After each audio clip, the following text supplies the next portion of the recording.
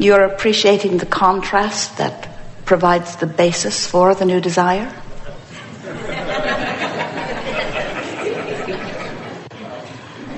Pretty much answers that. You acknowledge that contrast is the basis of focusing into desire.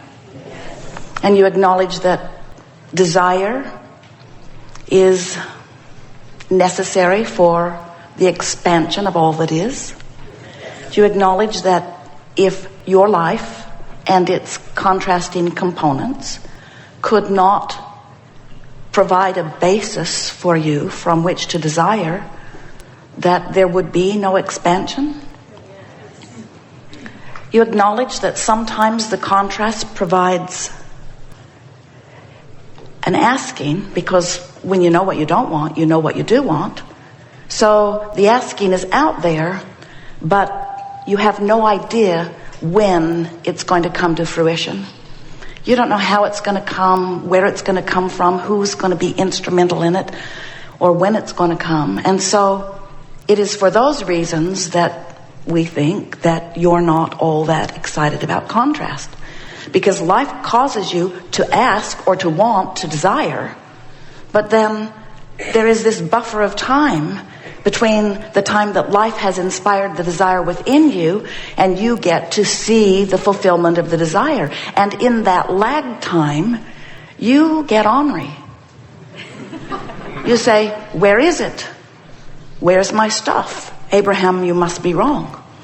It must not be as simple as asking, because I've been asking and I want to know where my stuff is and when it's coming. And we want you to realize that if you can just accept that when you ask, that you do extend vibrationally forward a request that is vibrationally immediately answered.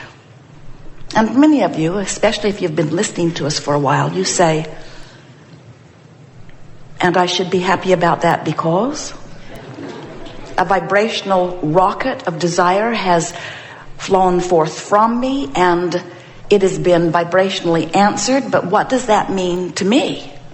Because I still can't see it and I still don't have it. What does that mean to me?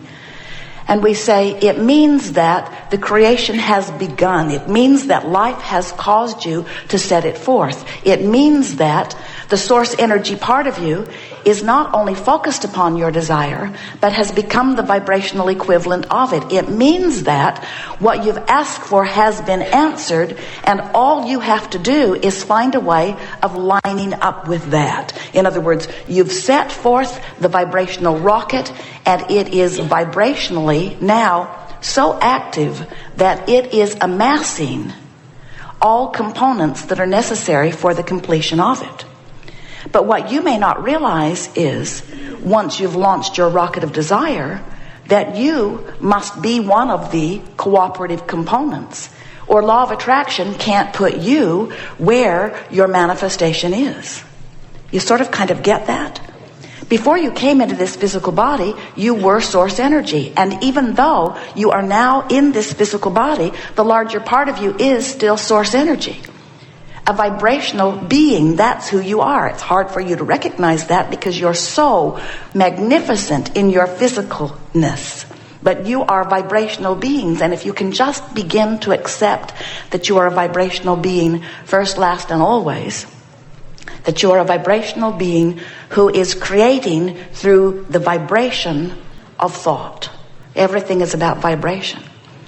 So, you were non-physical energy. Part of you came forth into this physical body, and now, to be very accurate, you have two vibrational aspects of you. There is the aspect of you from which you came, and there is the aspect of you as you are focused here in this physical body. Some would refer to that as your soul or your God force. We call it your inner being. And then, of course, there's the physical part of you. And we want you to become aware that these two aspects of you, these two vibrational aspects of you, are playing off of one another all day, every day. And your emotions let you know how the dance is dancing. In other words, when you, in the thought that you're thinking right now, I'm loving you, I'm appreciating you, I'm having a good time with this, I'm enjoying this, I'm basking, I'm loving, I'm appreciating, I'm focusing in ways that in my physical body that match who I really am. When you are a vibrational match to who you really are, you feel those emotions that you would call joy or exhilaration. You feel frisky. You're tuned in, tapped in, turned on. But when you feel fear or despair, or even when you're ornery, that means something that you're focused upon here in your physical body has you vibrationally out of whack with who you are. Your vibrational relationship is indicated to you through your emotions. So the story gets even better. You were non-physical energy. Part of you came forth into this physical body. Here you are, you know this part. You know what you don't want, you know what you do want. Through the contrast of life, you emit these continual rockets of desire. So when a desire is formed within you, it precedes you. That's why we call it a rocket. It emanates from you in a very strong way. And when that happens, the part that you usually are not aware of is that the non-physical part of you follows that rocket, gives non-resisted, undivided attention to that newly amended request, and literally becomes the vibrational equivalent of what you have asked for. Another way of saying it is the larger part of you just expanded to include this new request, which means now you, here in your physical body, have something even more to become a vibrational match to. Do you know you would never feel negative emotion, not one time ever, if in your physical body you did not ask for more? If contrast did not cause you to know what you don't want so that you know more clearly what you do want, the non-physical part of you would not become more. And if the non-physical part of you did not become more, there would be no vibrational variance between who you are being in your physical moment and who you have become. Now, if you can grasp that, everything in your world will begin to make sense to you. Everything in your life and everything in the lives of anyone that you get to watch up close. Because every time you feel negative emotion, it always means the same thing. Your life caused you to expand, and you in your physical body didn't go. In other words, you go to the mailbox, the bills are all there, it's that time of the month. You sit at your desk, you have more bills than you have money, and you feel fear, frustration, maybe anger. You feel those negative emotions that you feel when there isn't enough of something you want, or when there's too much of something you don't want. And in that contrasting moment, you do something that probably on this topic you've done many times. You emanate now a clearer, stronger rocket of desire that says, I want more money, I want stability, I want to be financially on top of my world. And as you emanate this rocket, we're not kidding you even a little bit. The non-physical part of you receives it fully, understands it completely, focuses upon it entirely, and never deviates from the newfound vibrational place that you just discovered through that contrasting experience just now. So now what's happened is your intense desire for financial well-being has been exaggerated one more time, and the non-physical part of you has become vibrationally more prosperous as a result of your contrasting experience. You just expanded.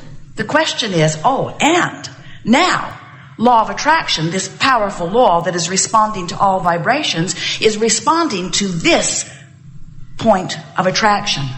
And we so want to get your attention. We so want you to understand what that point of attraction is.